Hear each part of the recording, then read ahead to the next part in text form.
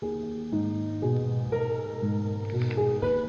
hosts feel it would be a little unkind to present this podcast without just a word of friendly warning. We are about to unfold the story of Frankenstein, a man of science who sought to create a man after his own image without reckoning upon God.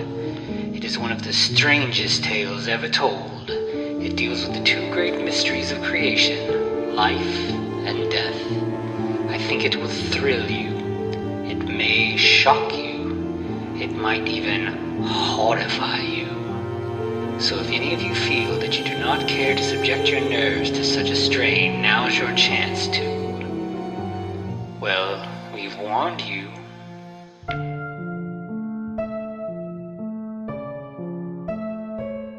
Hello, and welcome once again to the Frankencast. I'm the mad scientist, Anthony Bowman. Our pronouns are he, him, and I'm joined as always by... the gunslinger that has found his way from the Western to the horror genre that is Eric Velasquez. My pronouns are also he, him. Yeah, so... Yep, we're here with Jesse James meets Frankenstein's daughter. Frankenstein's daughter. What? What did we just say? The funniest thing about this, like, you see this title and you're like, yeah, it's bizarre, but it originally was like a drive-in double feature with Billy the Kid versus Dracula. Yeah. What a hell of a double feature. Right. Really trying to make, like, the Weird West thing happen way before it became, like, a literary genre. Man, I do love me some Weird West, though. I'm not going to lie. Mm-hmm. It's good stuff. Yeah, it can definitely open, it's just a fun space to play in because it's, pre-cell phone, pre-all that. Like, you can kind of, like, get monsters and weird stuff and not have to worry about, like, modern stuff getting in the way. But, of course, back when this was made, that was a whole different thing. But absolutely. I think in this case, it's more like, Westerns are popular. We've got all these sets.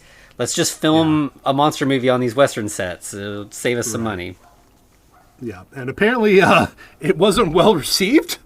Bad enough that Elvira and Joe Bob skewered it on their respective shows. Yeah. There's an Elvira version that's she talks a lot of shit about it, and that one's out on DVD. I don't know if the Joe Bob one is or not. I've seen the Elvira version and it's fun, but.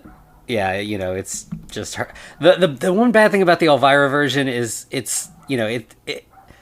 Elvira got more sort of like hip to like more PC things as time went on. She's riding the fence on like making a lot of like Mexican jokes, and it's never like really bad, but it's still on the line.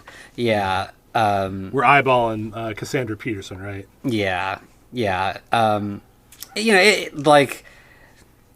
I feel like it avoids being like really egregious, but it's still kind of a little cringy now, watching it now. Mm-hmm. So I think we would talk about the cast. I don't think there's anyone that's done anything amazing. Maybe Jim Davis, who's the Marshal. Yeah, I think it's like a couple people who have been in Westerns and stuff, but like, nothing. Yeah, these aren't people who went on to be, like, hugely famous before or after this. Right, absolutely. All right, so let's get this party started. Yeah, so we start with the credits, and we're seeing, like, in the background, there's, like, a storm rolling through, like, a Southwest-style village. And we see, like, people kind of, like, trying to get away from the storm, rushing inside, covering their heads, all that. Right. And a man praying and drinking orange juice. Yeah, I don't know what else that could be than orange juice, but it just seems like a strange choice he's just got this huge jug of orange juice next to him. Right, I feel like it's too early in time for a tequila sunrise to be a thing. Yeah. But like clearly he's like upset about something. He's praying in Spanish, and then his wife comes in. And she's like, it looks like everyone else is gone. We're the only people still left in town. And he's like asking about Francisco, and she's like, what's the daughter's name? Maria? Juanita. Juanita, that's right. Yeah. So yeah, Juanita is out visiting Francisco, And so then she comes in, Juanita does, and she's like, they wouldn't let me visit Francisco because he has the sickness. Right. By the way, all the Mexican actors are played by Mexicans. So good job, Jesse James versus Frankenstein's or meets Frankenstein's daughter, I guess. Yeah, they got something right. That is always nice to see. You don't expect it, is what I'm saying. Yeah, definitely. Or no, I'm sorry. Juanita is actually played by a Cuban. Okay. Estelita Rodriguez. So. Yeah. That's fair enough. That's still better than what you usually would get at this time period when, like, you know, especially Westerns, it's always cowboys and then either Mexicans or Indians, Native Americans, or indigenous people who are just white people painted either brown or red. Right. So, yeah, definitely an improvement. Yeah. Over most of that day's casting choices. Yeah. Sure, why not? All right. But the families, they're all like kind of really like this apparently this sickness has just like torn through the town. Everybody's, you know, dying off. That's why people are fleeing the town. You know, it's just like this plague rolling through the village. And I think Juanita is like, you know, it's all happened since the doctors came. This is all them. The doctors. Speaking of the doctors, we're going to meet the doctors. One being Maria, the other one being Rudolph Frankenstein. Yep. And they're up in a house up on a hill. Or it's a mission, isn't it? It's not even. It's a mission. Yeah. Spanish mission. Yeah. So it's a much bigger, like, lavish place to live than like the smaller, you know, buildings down in the main town. And they're working. They've got a corpse on a slab. Obviously, they're Frankensteins through and through. They, you know, crank up their electrical equipment. We get a lot of our classic gear that we're used to seeing, but it's, you know, it's... We got a fucking science wheel, Anthony. Old West baby, style. We're back. Yeah. It's really nice to see. Yeah, it's been a little bit since we've had one of those. Yep. But we also have the addition of a really ridiculous helmet. Like, I swear to God, this is like from the Flash comic, dude. Like the old like 50s Flash comics. Yeah, it's this big chunk. It reminded me of like those stupid helmets people would wear at like baseball games where you could drink beer out of it or whatever. You know, it's just like this big bulky helmet with all these weird contraptions sticking off of it and everything. Yeah, it's like fluorescent tubes, but not quite. Mm-hmm. And this somehow, you know, this electrocutes the brain of the corpse, and it wakes up and sits forward, but then it just kind of like falls back unconscious and like lays back down, and Maria's like, "We're almost there." I forget, what does she ask? Want Bruto to get? Yeah, it's some kind like of adrenaline or something, right? Mm-hmm. So she's like, "We're gonna inject him with something and revive him. We can still do this." And so Rudolph goes over to this medicine cabinet and he grabs the thing she wants and he looks at it for a second and he puts it back and he grabs poison that, you know, has like a giant skull on it. It's the most obvious poison. I love that they market poison. It's amazing. Well done, folks. Yeah. We got there. So he, you know, fills a syringe with poison, injects the creation, and of course that kills him. Right. Obviously, Maria and Rudolph are at odds over their intentions here. Right. Maria wants to do a Frankenstein, and Rudolph doesn't. Exactly. But Maria doesn't know that, so she's like, "What went wrong? We injected him. Everything should have been." So she gets out her grandfather's journal. So the movie's called Frankenstein's Daughter, but she's actually like Victor's granddaughter. There was another Frankenstein in between who was apparently a little bit of a coward and didn't want to get involved in the family business. And Rudolph takes after their dad. Maria takes after their grandpa. But so she's reading. By the way, he's clearly in his 60s, and she might be 30 at the time of this. I know, because at first I thought, oh, this is Frankenstein and his daughter, but no, this is brother and sister. And so she's reading through it, and she's like, okay, it looks like we need to connect a living brain to the dead brain to provide living energy. That's the missing link, is that we need, it's like jumper cables. We need to hook this up to a good car battery to get it going. Right. Sure, why not? But also we want to make sure the guy's big and strong Yeah, Rudolph's like, won't that kill the living person? And she's like, no, it'll be fine. We just got to get the right person to experiment on, and it'll be okay. And yeah, the amount of times that she's like, he'll be big and strong. He'll be like a giant. Like Maria's got some idea. Yeah. There's definitely some horniness going on here in her feelings about what she wants her monster to look like. She's like, we're gonna have to go find some, we're out of parts. We're gonna have to go find some new ones, and right. We're on our last artificial brain. Which, why do they need artificial brains? What? Why? Yeah, that part didn't entirely make sense to me. Like, it seems like there's like their grandpa made a set of brains, and they've been using them, and now they're down to the last one, so they wouldn't be able to recreate the brain. Rudolph's like, I'm tired of killing people and desecrating bodies, and like, this just isn't for me. And she's like, you're soft like our father, and you don't appreciate the work that our grandfather did. You should have stayed in Europe giving pink pills to old ladies, which I don't know what the fuck that's a reference to, but sure. Yeah. But Rudolph's like, we got to be careful though. Like, this guy, our last subject, his sister's already been coming around asking about him. Like, the town's getting nervous. We're gonna be in trouble like we were in Vienna. And she's like, what did you tell the sister? And he's like, I didn't tell her anything, but she's going to keep coming back. She wants to see her brother. Rudolph's like, but like the town, everybody's leaving. And she's like, that's good. You were worried about us getting in trouble like we did in Vienna. If nobody's around. Yeah, nobody be here. Yeah. So clearly they just aren't seeing eye to eye on anything. Gotta have that tension. Yeah, exactly. So she again is like, all we need is we just need a big, strong man. If we just get a big, strong man, it'll be so good. And yeah. Now we cut to a big, strong man fighting a little man. Yeah, just two dudes just shirtless, punching each other in the street. Classic Old West stuff. Right. By the way, this is clearly a one-sided fight, man. Mm-hmm. Like, whoever would have signed up for that? Yeah. And it's like the whole town is like gambling and cheering. Like, everybody's like on the street, like really into this. And so obviously the big strong man beats the shit out of the other guy. And then we see that the strong guy has like a manager sort of guy with him. And he's like, all right, my guy won. Everybody pay up. And there's like a saloon owner who's like, no, you cheated. We're not going to pay you anything. Right. You need to get out of town. Right. You better get out of town before we kill you. That's what we're going to pay you. Mm-hmm. And this is when the guy says, well, I wouldn't say that to the one and only Jesse James. Yep. So the strong man is not Jesse.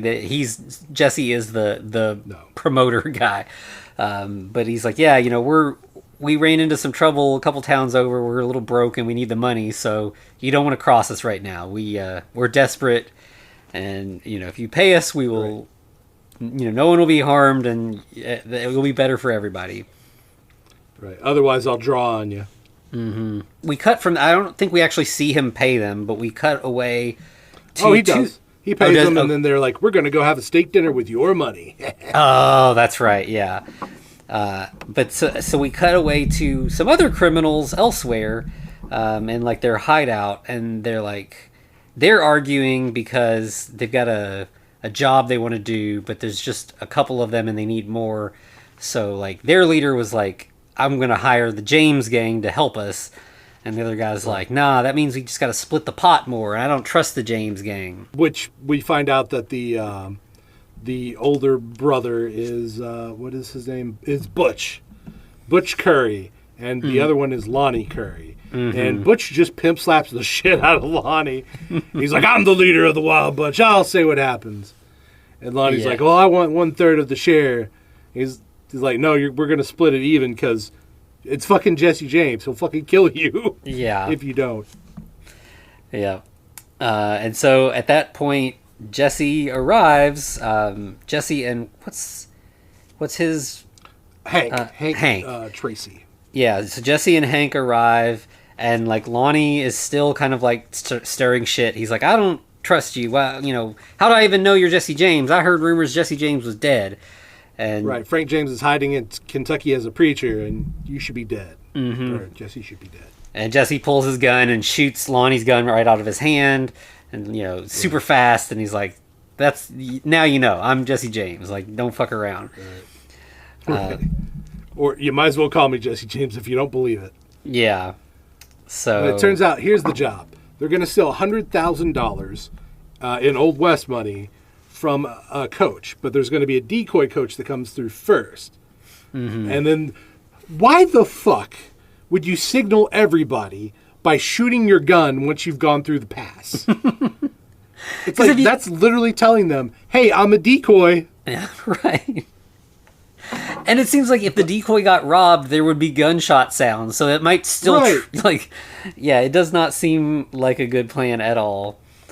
Right. I feel like let the actual stagecoach sit back like half an hour or maybe even like just a little bit. That way, when you do hear gunshots, you could be like, "We're not going that way," and then go somewhere else. Yeah, that would make. But you want to do some fun math, Anthony? Okay. So they decide they're going to split $100,000 5 ways. So that equals out to 20 grand a person, right? Mm-hmm. Do you want to know what 20 grand is in today's money? What that would be the equivalent to? Oh yeah, How much? $676,200. So $500,000 per person. A little over $500,000 per person. Wow. Right?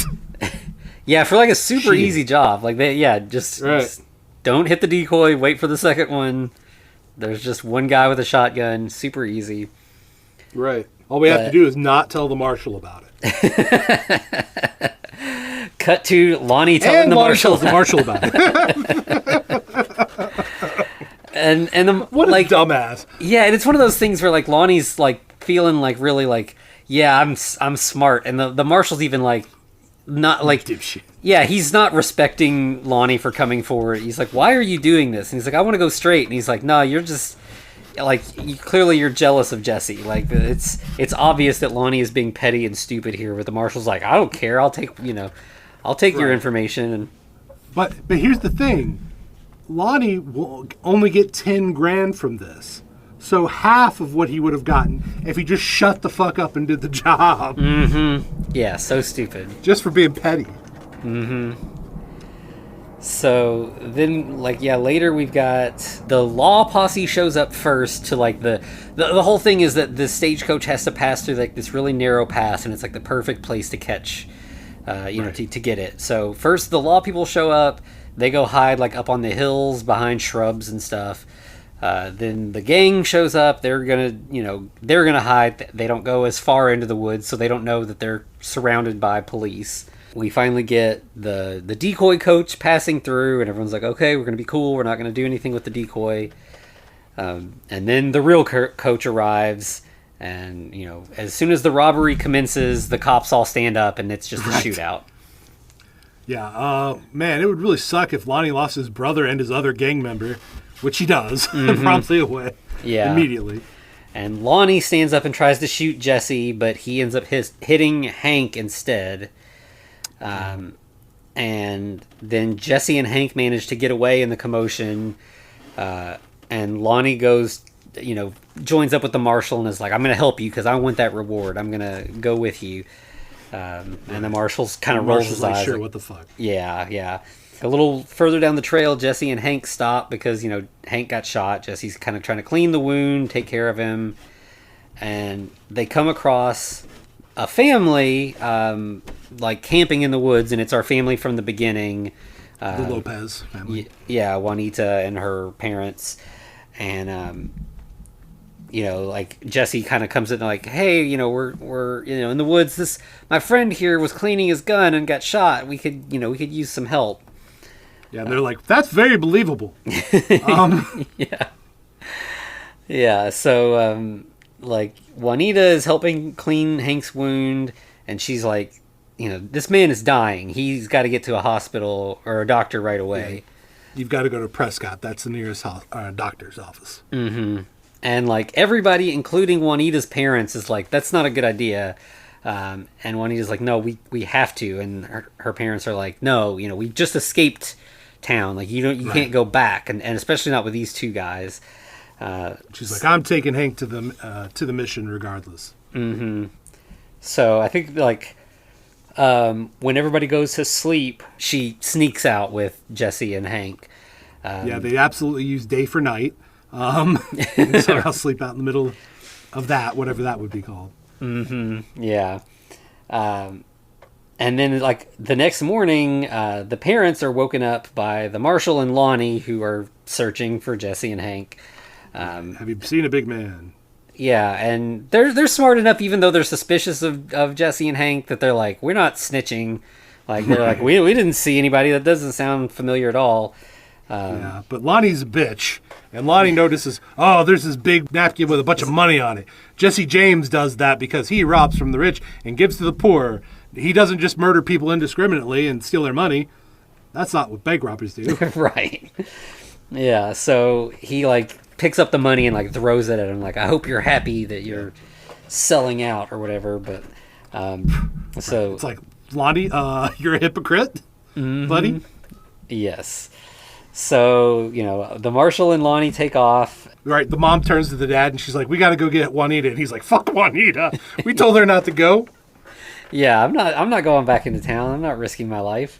On one hand, man, that's cruel, but two, I respect it. Yeah.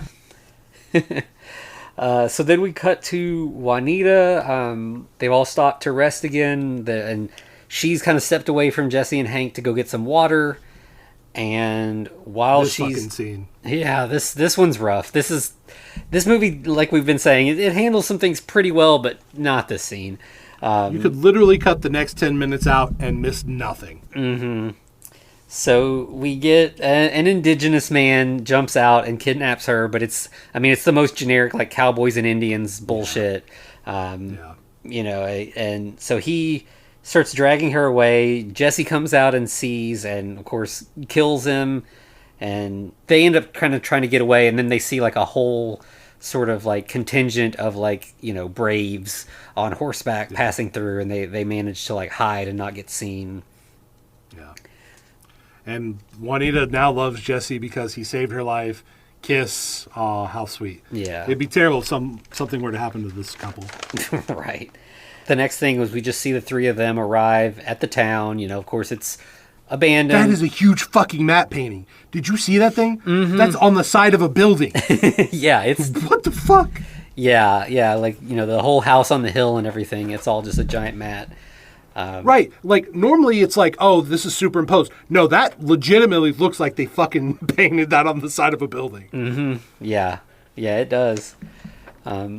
And Juanita's like, I'm going to stay here in town.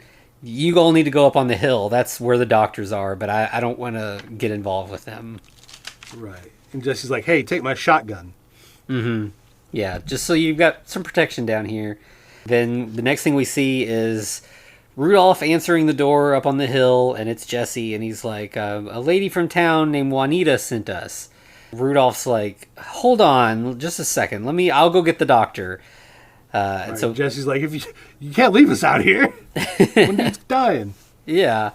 So Rudolph like rushes to Maria and he's like, there's these two guys outside. I'm afraid they're cops. And Maria's like, it's not cops. Like, you're paranoid. Right. So she goes and lets them in. Why the fuck would cops be here? Yeah. And as soon as she lets them in and sees like, oh, he got shot cleaning his gun, and she's like, these guys are running from the cops. They are not the cops. Right. These are the perfect people for us to fuck with because no one's looking for them, or no one's gonna think to look for them here. Well, also one's a big, strong man. Yeah. So. Maria tells Jesse, this man's in bad shape. We need a sterile facility. You need to go. We'll take care of him. Right. So she's like, and what's your name? He's like, Mr. Howlett. Yeah, so Mr. Howard is the fake name Jesse James used a lot, like, back in the day. So, like, it was a strange bit for them to be like, yeah, we're going to be accurate about this one little thing. Right. But what, you mean he didn't fight Frankenstein's granddaughter? Right. And so as soon as Jesse leaves, they're, like, starting to work on Hank, and he immediately, in his, like, you know, blood loss delirium, tells them that he is Jesse James, you know, main sidekick or whatever. And so, of course, Maria's like, this is all making perfect sense now. I know what's going on. Fuck yeah. Yeah. And she's super excited that this is perfect. Now I've got this guy. I'm going to turn him into a monster. He's going to be my new boyfriend.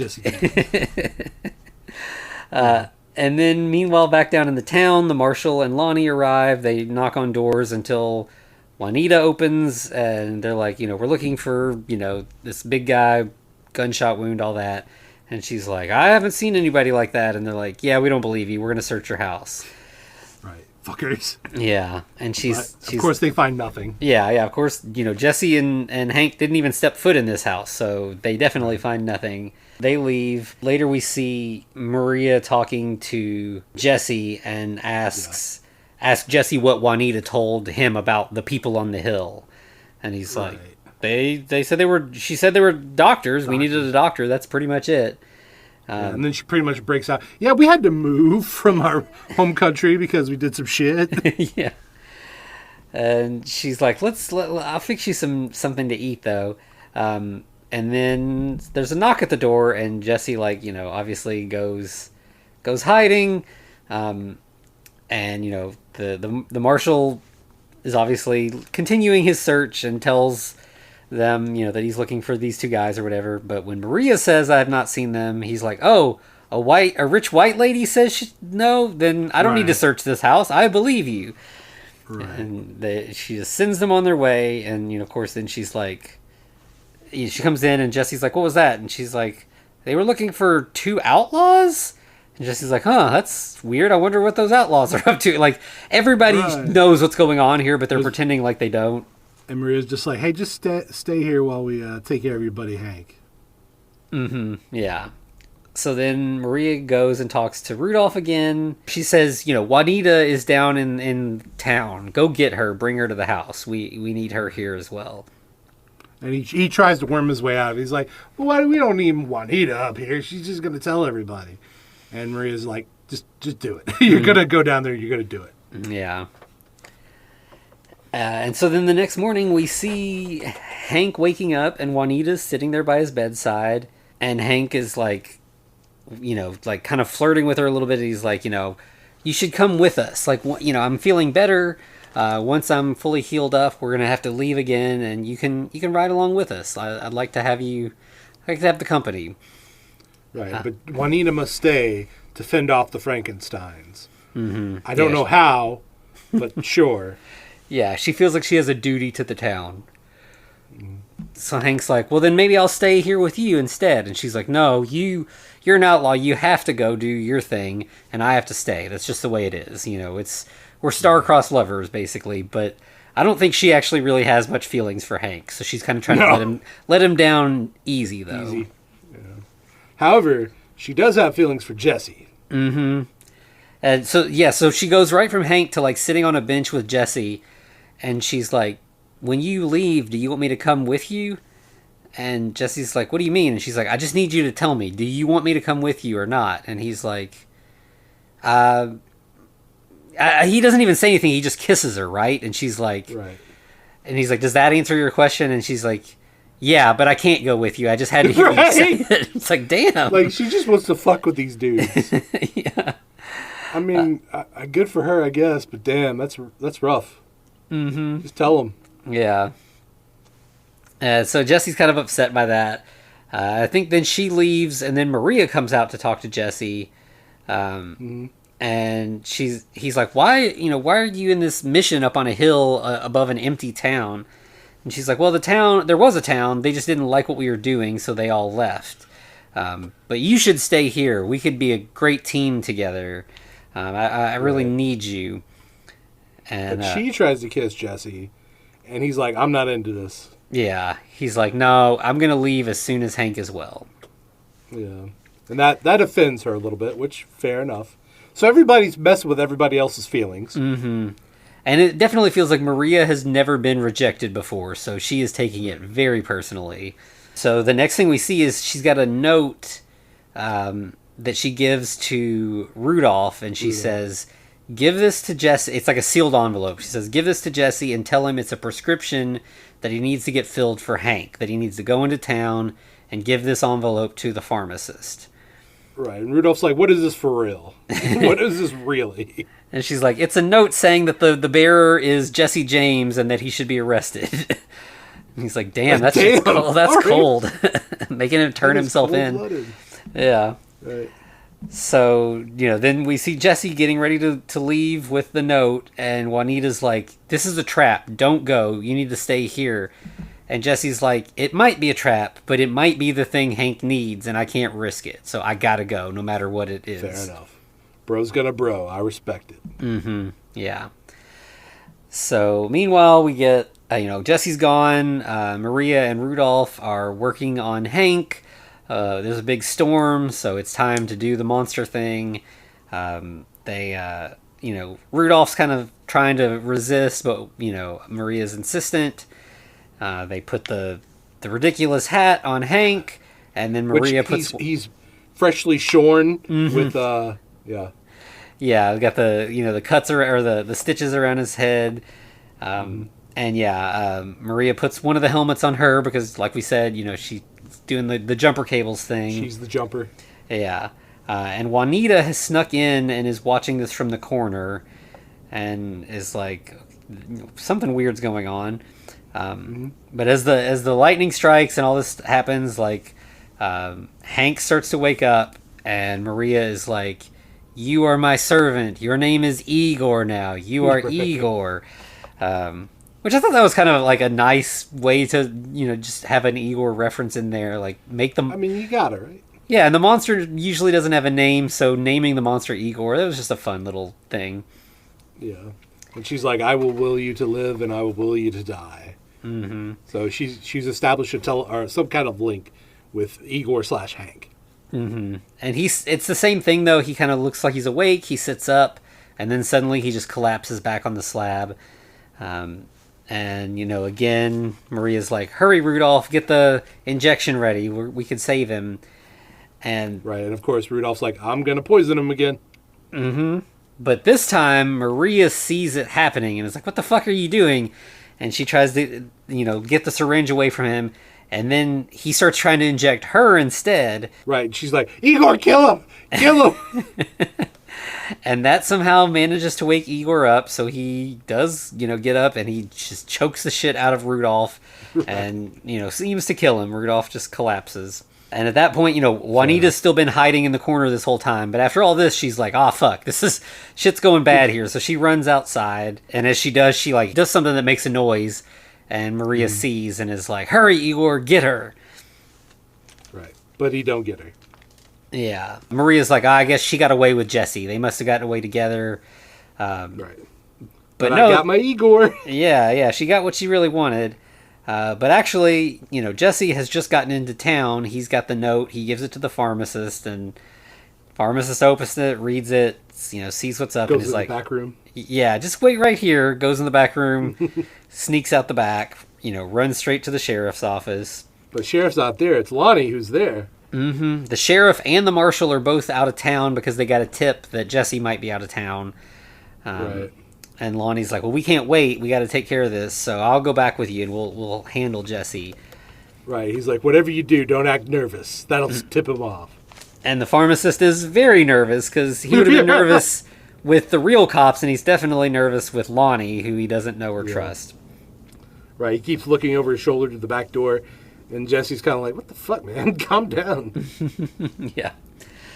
So, they get there, and Lonnie's like, go in, just start mixing up some medicine, doesn't matter what it is, I'll take it from there. And so the pharmacist does, he's just kind of casually just mixing up random shit together, and then Lonnie pops in. Lonnie tries to slip in.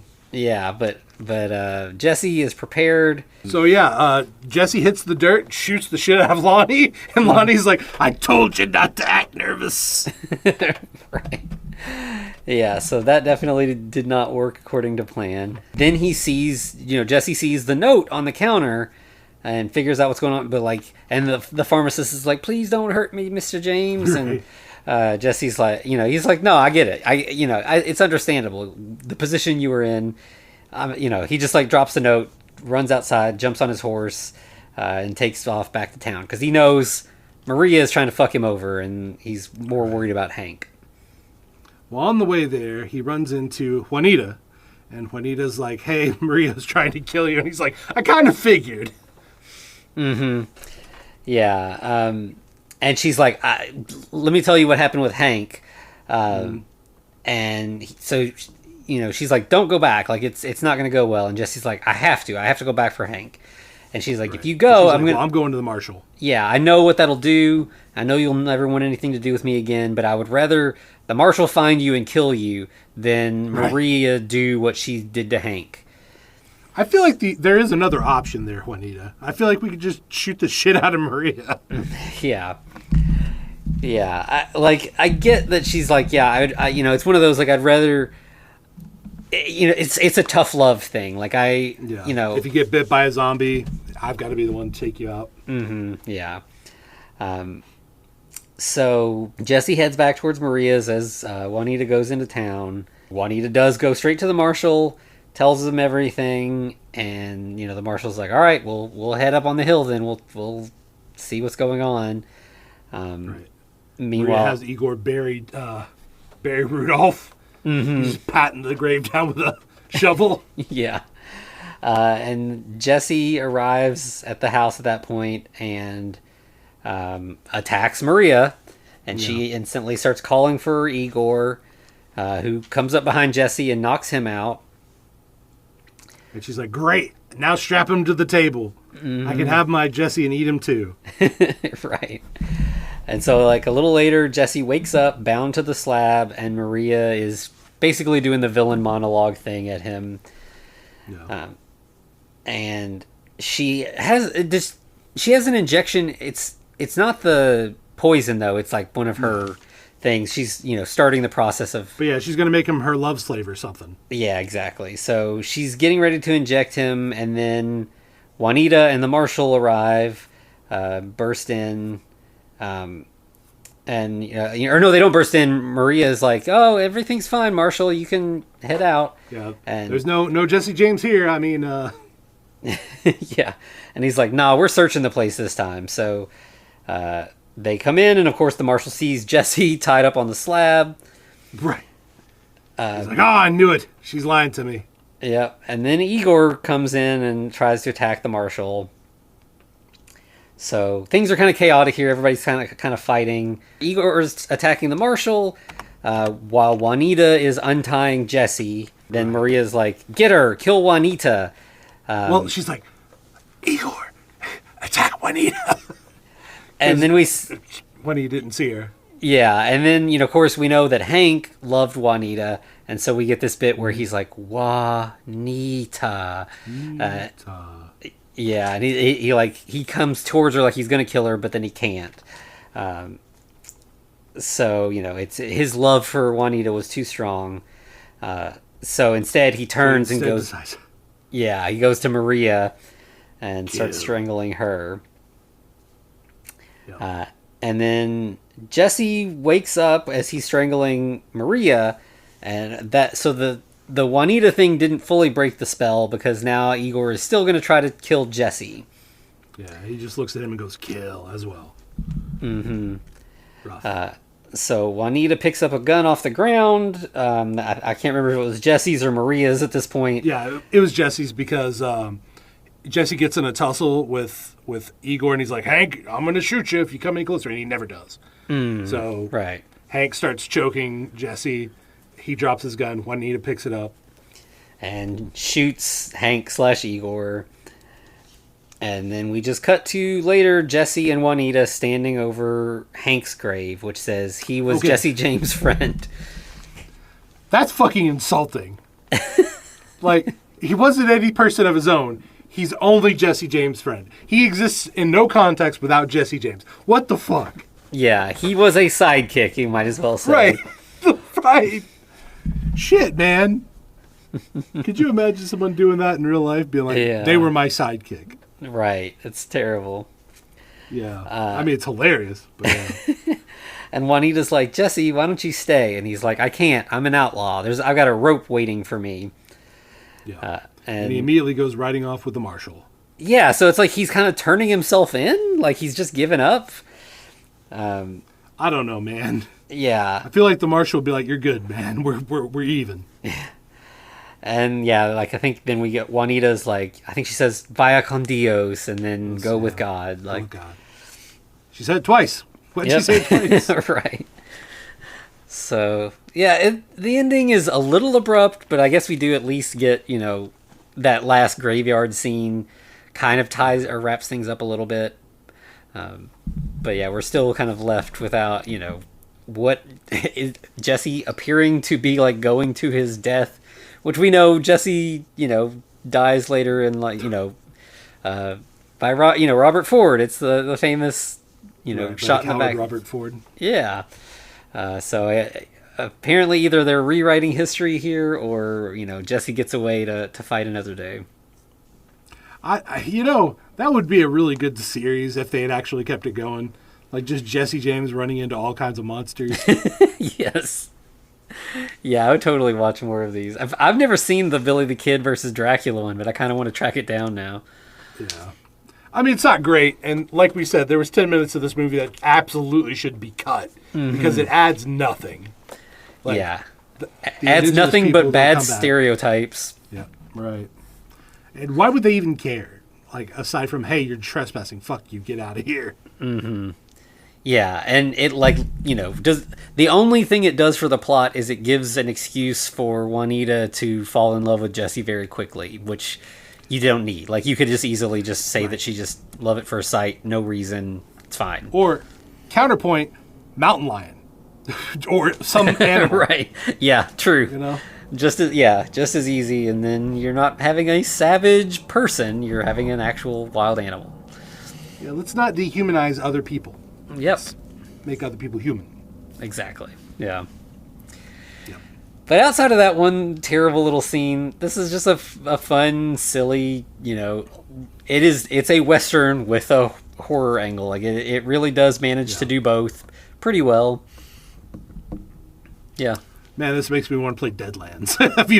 Did you ever play that? No. It's good. It's good shit. Is it horror and West stuff mixed together? Literally, it is this.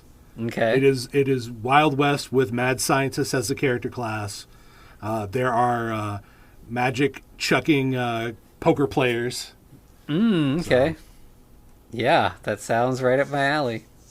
All right, well, we'll have to try that one day. Maybe we'll do it on a stream. Who knows? Yeah. All right. Well, I mean, this was a trip. Yeah. Yep, a trip to the Old West. Hey, there we go.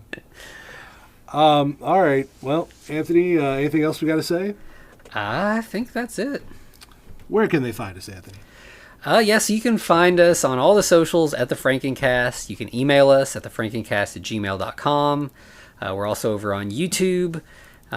You can also find us, of course, at patreon.com/thefrankencast, where we just finished up the first season of the original Monsters, and we've traveled all the way to the 80s to watch the Monsters Today. Monsters Today. Back in the 80s.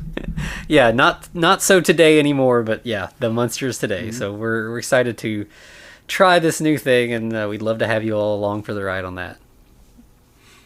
Fair enough.